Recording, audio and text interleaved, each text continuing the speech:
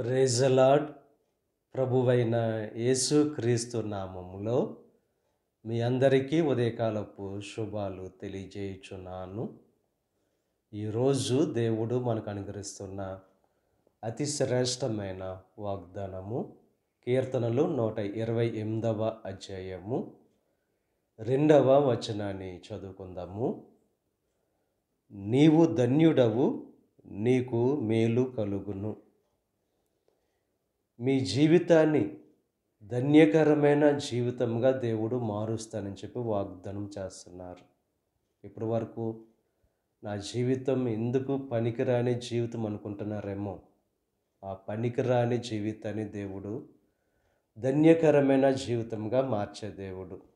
ఒక బానిసను ఏ దేశానికైతే బానిస కింద వెళ్ళాడో ఆ దేశానికి అధికారిగా చేసిన దేవుడు మోడుబారిన మీ జీవితాన్ని చిగురింప చేయగల సమర్థుడు.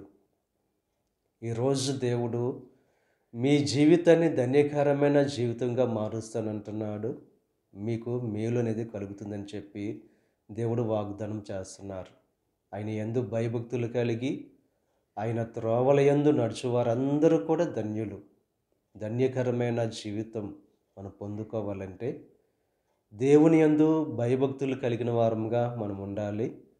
ఆయన త్రోవల యందు నడిచే వారంగా మనం ఉండాలి. మన కష్టార్జితాన్ని మనం అనుభవిస్తాం. మన బిడ్డలు ఒలీవ మొక్కల్లాగా ఉంటారు.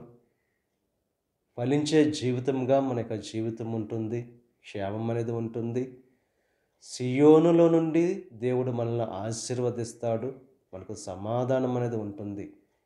అంత ధన్యకరమైన జీవితముగా మన యొక్క జీవితాన్ని దేవుడు మారుస్తాడు.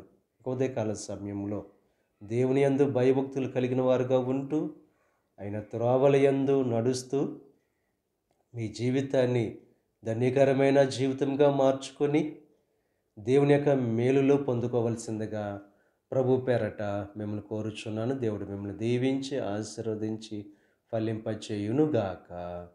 ఆమేన్. ప్రార్థన చేసుకుందాం. పరిశుద్ధుడా, మహోన్నతుడా, సర్వశక్తిమంతుడైన యేసయ్య, ఈ ఉదయకాల సమయంలో నువ్వు అనుగ్రహించిన అతి శ్రేష్టమైన వాక్యాన్ని బట్టి నీకు స్తుతులు చెల్లిస్తున్నాం దేవా. మా జీవితాన్ని ధన్యకరమైన జీవితంగా మారుస్తానని చెప్పి వాగ్దానం చేసావు. నువ్వు నమ్మదగిన దేవుడవు. ప్రతి ఒక్కరి జీవితాన్ని ధన్యకరమైన జీవితంగా చేయండి. నీ యందు భయభక్తులు కలిగి నీ త్రోవల యందు నడుస్తూ వారి యొక్క జీవితాన్ని ధన్యకరమైన జీవితంగా చేసుకుని నుండి మేలులో ఆశీర్వాదాలు పొందుకునే భాగ్యాన్ని కలుగు చేయండి. ఈ ప్రార్థనలో ఏకీభవిస్తున్న ప్రతి ఒక్కరిని దీవించండి, ఆశీర్వదించండి. ఈరోజు తలపెట్టిన ప్రతి కార్యాన్ని సఫలం చేయండి. వారి యొక్క రాకపోకల్లోనికి సహాయం అనుగ్రహించండి. ఎవరైతే బలహీన పరిస్థితుల్లో ఉన్నారో దేవా, సమస్యలో ఉన్నారో దేవా, ఇబ్బందుల్లో ఉన్నారో, శ్రమల్లో ఉన్నారో, ఒక్కసారి దేవా నీ దృష్టి వారి మీద ఉంచి దేవా కరుణించి వారి సమస్యల నుంచి, శ్రమల నుండి విడుదల కలుగు చేయండి. అనారోగ్యం ఉన్న బిడ్డల గురించి ప్రార్థన చేస్తున్నాం. నీ శిలువలో కార్చిన రక్తాన్ని ప్రోక్షించి దేవా నీ గాయపడిన ఆస్త నుంచి సంపూర్ణమైన స్వస్థ కలుగు చేయండి. ఈ దిన ఆశీర్వాదాలు ప్రతి ఒక్కరి మీద మెండుగా క్రమరింపచేసి నీ దీవులతో నింపి నడిపించమని మా ప్రభువైన యేసుక్రీస్తు నామం పేరట వేడుకొనుచున్నాం తండ్రి. ఆమేన్. తండ్రి, కుమార, పరిశుద్ధాత్మ త్రియేక దేవుని యొక్క కృప సదాకాలం మనకు తోడేయుండి దేవుని యొక్క దీవెనలు ఆశీర్వాదాలతో నింపి నడిపించునుగాక. ఆమేన్.